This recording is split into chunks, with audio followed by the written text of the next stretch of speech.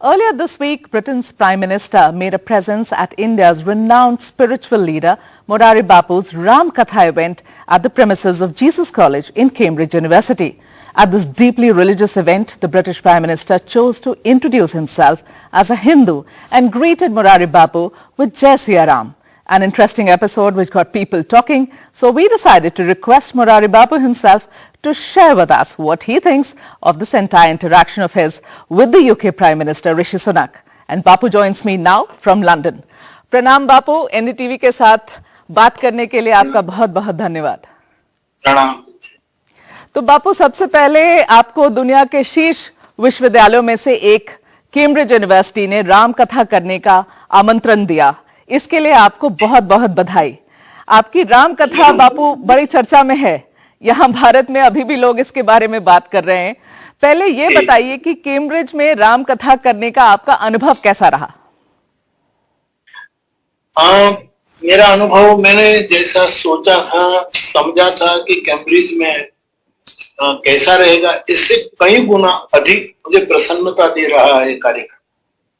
मैं दुनिया भर में कथाएं कहता हूँ, लेकिन एक महाविद्यालय है, एक यशस्वी विश्वविद्यालय है, और यहाँ आकर भगवान राम और भगवान राम का स्वभाव, भगवान राम का सर्वकालिक जो प्रासंगिक चरित्र है जी, उसे पुकाने का मुझे अवसर मिला मेरे गुरु की कृपा से।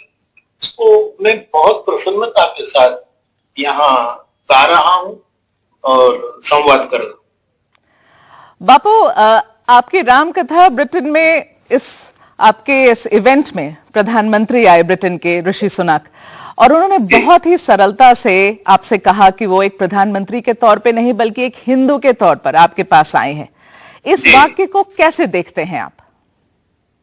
नहीं, ये जो उसका इतना बड़ा पद है जी, और फिर भी वो इतनी सरलता से आए, तो आदमी सबल हो और सरल हो ये बहुत मुश्किल है, और ये सबल होते हुए भी सरल होकर आए।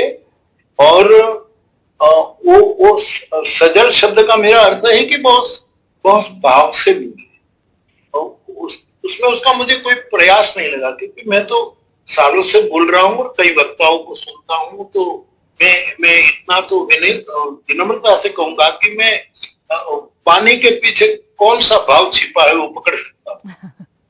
यहाँ के प्रधानमंत्री साहब ने बड़े सद्भाव से यहाँ आए और बड़े सद्भाव के साथ व्यासपीठ के पास आए।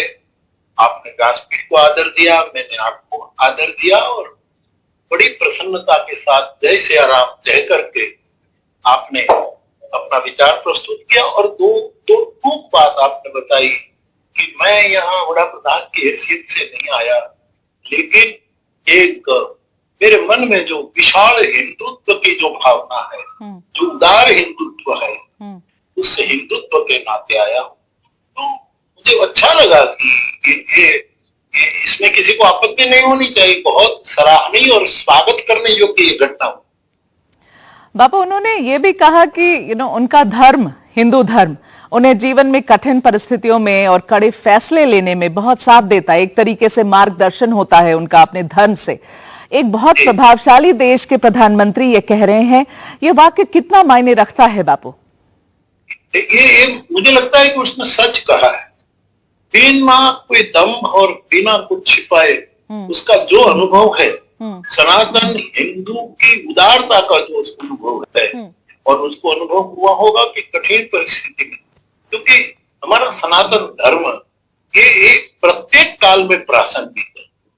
कोई पूर्वग्रह से उसको न स्वीकारे तो हम दबाव न डालें। तो मुझे लगता है कि यहाँ के आदरणीय प्रधानमंत्री सुनक साहब ने ये अनुभव किया होगा, क्योंकि उसने खुद ने कहा कि ये पद तो बड़ा महान है, लेकिन ये पद पर बैठने के बाद जो चुनौतियों का सामना करना पड़ता है, उसका वो सामना हिंदू धर्म की उदारता और हिंदू धर्म के जो सर्वग्राह्य सिद्धांत है उसके द्वारा। इसमें हनुमान चालीसा, उसने ये भी कहा कि मुझे गीता प्रेरणा देती है। अपने डेस्क पर वो सोने की गणेश जी की मूर्ति रखते हैं, तो गणेश जी तो मंगल मूर्ति है, वो विश्व सबल हो, उसका ये संदेश है। एक्चुअली बापू यही सवाल मैं आपसे पूछना चाह रही थी कि जैसे आप हमेशा जहां आपका आसन होता है उसके पीछे हमने हमेशा एक हनुमान जी की प्रतिमा देखी है, और वैसे ही ऋषि सुनक जी जब आपसे ये बात कर रहे थे, उन्होंने जैसे आपने कहा कि मैं अपने डेस्क पर गणेश जी की मूर्ति रखता हूं, और बड़ी खुशी के साथ ये बात बताया। इस तरीके से एक राजनेता जो अपने धर्म, अपनी आस्था, अपनी प्रथा, इसके बारे में इतनी खुलकर बात कर रहे हैं, उसमें जैसे लोगों को जनरली आपत्ति हो जाती है, क्योंकि यहाँ भी अगर आप भारत में देखें बापू, तो यहाँ भी हिंदू धर्म के बारे में बात करने से यहाँ के राजनेता काफी कतराते हुए नजर आते हैं। मगर जिस ईमानदारी से ऋषि सुनक ने ये सारी बात इतनी सरलता से, सहजता से आपके सामने कर दी, उसे उस चीज से क्या भाव आपको मिला? मुझे लगता है कि ये ऋषि सुनक जी ने हर क्षेत्र के लोगों को एक बहुत बड़ा निर्भीक संदेश दिया कि अपने आप को सनातन धर्म की, हिंदुत्व की उदारता के बारे में बोलना और उसके वारिस होना, इतना निर्भयता से कहना, ये सबको बड़ा संदेश दिया। बापू, आपको पता है कि यहाँ भारत में जैसे उन्होंने आपको जय सिया राम के साथ ग्रीट किया, यहाँ भारत में आप जय सिया राम कहें और वो भी एक यूनिवर्सिटी कैंपस पे कहें, सिर्फ जय सिया राम कहना ही सांप्रदायिक होने का प्रतीक मान लिया जाता है, और ऊपर से आप किसी यूनिवर्सिटी कैंपस में ये बात कहें और वो भी एक राजनेता ये बात कहें, तो एक पूरी लेफ्ट लिबरल की कम्युनिटी खड़ी हो जाती है आपके विरोध में। अब ये हम जिस जगह पर आकर आज खड़े हो गए हैं बापू, किसको जिम्मेदार समझते हैं आप?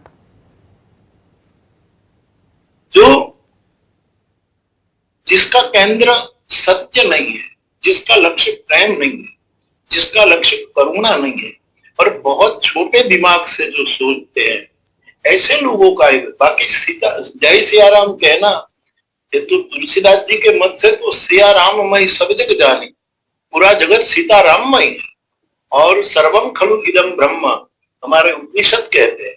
तो ये तो वैश्विक सत्य की घोषणा है। हाँ, कभी कभी जय श्री राम बोलने के कारण कई लोग उसको संकीर्णता में डाल देते हैं कि ये एक संगठन का सूत्र है, लेकिन जय श्री राम कहे या जय सिया राम, हम तो सदियों से, शताब्दियों से, युगों से, और हम जिस साधु कुल में से आ रहा हूं, वहां तो पीढ़ियों से जय सिया राम ही कहा जाता है, और उसको कोई सांप्रदायिक नहीं समझता। हमारे गांव में इवन कई धर्म के लोग निवास करते, जिस गांव में मैं रहता हूँ, वो लोग भी, हम लोग आपस में मिलते हैं तो जय सिया राम से ही शुरू करते, किसी को आपत्ति नहीं, लेकिन कुछ लोगों को आपत्ति है, उसके लिए तो क्या करें? आप बापू, आप राम कथा सुनाते हैं, गांधी जी भी अपने समय में रामराज की बात करते थे। आजकल बहुत रामराज का प्रचार होता है, मगर ये सवाल मैं आपसे करना चाहती हूँ कि बहुसंख्यक होने की वजह से क्या ये हिंदुओं की जिम्मेदारी होनी चाहिए कि अल्पसंख्यकों के मन में कोई डर पैदा ना हो, ऐसा उन्हें कार्य करना चाहिए? ये इसके बारे में आपके क्या विचार हैं? मैं हिंदुत्व को बहुत संकीर्ण रूप में कभी पेश नहीं करता। आकाश जैसे सबकी छाया है, पवन जैसे सबका है, जल सबका है, पर्वत, नदियां, सब प्रकृति के सभी माध्यम सबके। तो मेरा कहना है कि इसमें ये नारा लगाने से, जय सिया राम बोलने से किसी को डरने की जरूरत नहीं। और भारत का मूल इतिहास आपके पास है, तो उस साल की गिनती से पहले कौन थे? अभी अभी मैंने अखबार में पढ़ा, आप ज्यादा जानते हो कि बहन जी, कि आज के अखबार में मैंने पढ़ा कि कश्मीर के पूर्व मुख्यमंत्री गुलाम नबी आजाद साहब, जो आजकल अपने ढंग से यात्रा कर, उसने कल कोई ऐसा निवेदन किया है कि इतनी सालों पहले सब हिंदू ही थे, ऐसा आपका निवेदन गुलाम नबी आजाद का। तो मेरा कहना है कि मूल में तो हम सब सनातन, और सनातन आकाश, उसके नीचे आओ, तो इसमें किसी को डर रखने की जरूरत नहीं है मेरे लिए। और सीताराम तो अभय देता है, निर्भयता देता है, प्रेम देता है, करुणा देता है। बापू, आप कहते हैं कि संकीर्ण रूप से आप नहीं देखते हैं हिंदुइज्म को, मगर कुछ लोगों का यह मानना है कि हिंदू आजकल बहुत आक्रामक हो गए हैं बापू, अपनी धार्मिक अस्मिता का प्रदर्शन करने में बहुत एक्सट्रीमिज्म दिखाते हैं। आपको क्या लगता है इस बारे में? नहीं, मैं इतना ही कहूंगा कि हिंदू धर्म की जो उदारता है उसी को ही पकड़े रखना चाहिए, उसी को ही संभाल रखना चाहिए, क्योंकि जो मूल स्वभाव, मैंने इंटरव्यू में भी कहा कि मैं भारत का स्वभाव दुनिया भर में कह रहा हूं कि भारत का मूल स्वभाव क्या है। तो मेरा कहना यही कि किसी को डरने की जरूरत नहीं, और कोई इसका गलत भी अर्थ कृपया न करे, मैं भी नहीं करता। धर्म के नाम पे बापू लोगों को तोड़ना, अलग अलग समुदाय के बीच में दरार पैदा करना, वोट के लिए हमारे देश में दशकों से ये चला आ रहा है। क्या संदेश आप देना चाहते हैं उन नेताओं को जिन्होंने इस तरीके की राजनीति करी है, क्योंकि ऐसी राजनीति हमारे देश में हुई है बापू? हाँ, ये सब जानते हैं, लेकिन भारत का जो स्वभाव है सेतु बना, धर्म किसी को तोड़ता नहीं, जोड़ता। भगवान राम ने रावण के साथ संघर्ष किया तो पहले सेतु बनाया, पहले सेतु बनाना चाहिए, और फिर मतभेद हो तो उसकी चर्चा हो सकती है। तो मुझे लगता है कि इस तरफ से किसी को यात्रा नहीं, और सत्य का, प्रेम का और करुणा का उसको साधन नहीं बनाना चाहिए। तो हमारा साध्य है, हमारा परम लक्ष्य है, राम हमारा परम लक्ष्य है, वो साधन न बन जाए उसका त्याग करना। आपके नजरिए में बापू, ये सारी बातें हम कर रहे हैं अभी आपके साथ, इसलिए आपसे ये जानना चाहती हूं कि आपके नजरिए से धर्म और राजनीति के बीच में कैसा संबंध होना चाहिए? हमारे शास्त्र कहते हैं कि राजनीति धर्माश्रित होनी चाहिए। धर्म राजनीति के आश्रित नहीं, धर्म सर्वोपरि, धर्म सर्व, क्योंकि मैं धर्म की जो व्याख्या करता हूं वो है सत्य, प्रेम और करुणा, वो सर्वोपरि है, और उसको कोई विचारधारा, कोई उपासना पद्धति बना नहीं। ओके। कुछ लोग बापू, अब आज हमारे यहाँ, हमारे देश में कुछ ऐसे बाबा आजकल हमारे यहाँ हैं जिनका पुरजोर तरीके से ये कहना है कि भारत को हिंदू राष्ट्र में बदल देना चाहिए, जैसे ये धीरेन्द्र शास्त्री हैं। आप इस बारे में क्या कहते हैं? क्योंकि सिर्फ धीरेन्द्र शास्त्री नहीं, कई ऐसे अब संत और बाबा हैं हमारे यहाँ जो ये बात कह रहे हैं। अब सबके अपने अपने विचार होते, सबके अपने अपने कार्य, उसके लिए ये भारत में वाणी स्वातंत्र है, सबके।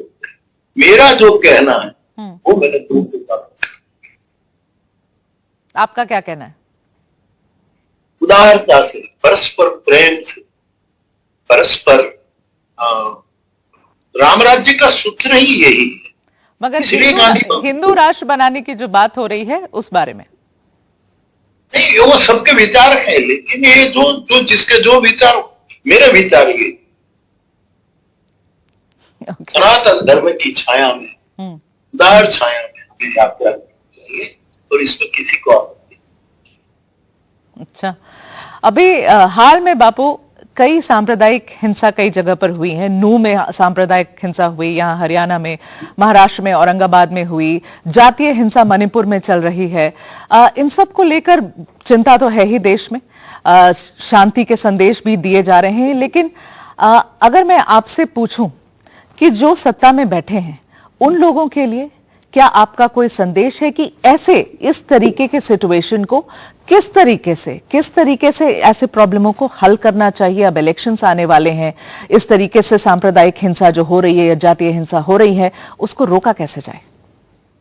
जो कुछ हो रहा है इसमें कुछ इतनी जघन्य घटनाएं भी हुई हैं जो किसी को भी अच्छी नहीं लगती, मैं भी उससे आहत, लेकिन ये जो कुछ घटनाएं जहां भी बन, मेरी तो एक भारत के नागरिक के रूप, एक साधु के रूप सबको विनय है कि इनमें राजनीति न लाए, उसकी जड़ खोले, उसका कारण, पर सब मिलकर उसका समाधान करके लेते, राष्ट्र की शांति के लिए, राष्ट्र की प्रगति के लिए, और दुनिया में एक दिव्य संदेश भेजने के लिए। हर बात में राजनीति क्यों लाई जा रही? मैं तो इस तरह से। अच्छा, आपसे जाते जाते दो एक सवाल और करना चाहती हूँ बापू। ये हमारे इतिहास में, और ये एक घटना मैं बता रही हूँ, हमारे इतिहास में जो हुआ था इंडिपेंडेंस के तुरंत बाद एक घटना हुई जिसके बारे में अब मैं आपसे विस्तार में पूछना चाहती हूँ। मैं पहले बताऊंगी क्या हुआ। हमारे प्रथम राष्ट्रपति राजेंद्र प्रसाद वो सोमनाथ मंदिर के उद्घाटन के लिए गए थे। उस वक्त पंडित नेहरू हमारे प्राइम मिनिस्टर, उन्होंने इस बात का विरोध किया था और बात इतनी आगे बढ़ गई कि महाभियोग लाने तक की बात आ गई, इंपीचमेंट की बात आ गई। और पंडित नेहरू का यह मानना था कि भारत में स्टेट और रिलीजन, आप इन दोनों को आपको अलग रखना है, इसे साथ नहीं आने देना है। ये जो घटना हुई, इतनी पुरानी बात हुई, इससे कुछ लोगों का मानना है एक पूरी ट्रेडिशन बन गई कि ऐसा ही रहना है हमारा राजनीति और हमारा देश। इस घटना को आप कैसे देखते हैं? ये डिटेल्स मैंने आपको बताई कि क्या हुआ, इसके बारे में आप क्या सोचते हैं? नहीं, राजेंद्र बाबू जो हमारे आजाद भारत के प्रथम राष्ट्रपति हुए हैं, और शायद मैं न भूलता हूं तो जब ये चर्चा चली तब उसने भी यही कहा कि मैं राष्ट्रपति तो हूं, लेकिन मेरी एक व्यक्तिगत श्रद्धा का भी प्रश्न होता है। जैसे सुनक जी ने कहा कि मैं व्यक्तिगत हिंदुत्व के नाते यहाँ आया, तो राष्ट्रपति गए, पर आपको तो पता होगा कि राजेंद्र बाबू एक ऐसे राष्ट्रपति हमारे हमको प्राप्त हुए कि वो साधु संतों को राष्ट्रपति को बुलाते थे, उसके सत्संग रखते थे, उसने गोपी गीत भी करवाया था, और हमारे स्वामी शर्मानंद जी को अक्सर बुला करके उसका मार्गदर्शन प्राप्त करते थे। सोमनाथ, शिव तो विश्व का, शिव माने विश्व का कल्याण करने वाला परम भक्त, शुभम करो सबका शुभ, और ऐसी शुभ की स्थापना के लिए भारत का प्रथम नागरिक महामहिम राजेंद्र बाबू गए, और ये तो स्वागत योग्य घटना है। ये तो एक बड़ा परम संदेश। समय पंडित जी का जो विचार हो, जो हुआ हो, लेकिन ये भी अपनी निष्ठा से, निर्भयता से लिया गया कदम था, स्वागत। बापू, प्रधानमंत्री हमारे आज नरेंद्र मोदी जी आपके पास ब्रिटेन के प्राइम मिनिस्टर आए, आपसे जय सिया राम कहा मैं हिंदू हूं, यह भी कहा कि मैं पूजा आरती करता हूं, लोगों को खाना खिलाता हूं अपने कजन्स के साथ में। उस वक्त जब मैं स्टूडेंट था तो ये सब कुछ करता था, सब सारी बातें उन्होंने अच्छे से बताई। हमारे प्रधानमंत्री नरेंद्र मोदी जी केदारनाथ जाते हैं या अयोध्या जाते हैं या वाराणसी जाते हैं, पूजा अर्चना करते हैं, बड़ी आलोचना होती है, बड़ी निंदा होती है। आप इस चीज को कैसे देखते हैं? क्या ये ठीक है, ये गलत है? जाना चाहिए, क्यों ना जाए। प्रधानमंत्री है तो क्या वो इंसान मिट गए?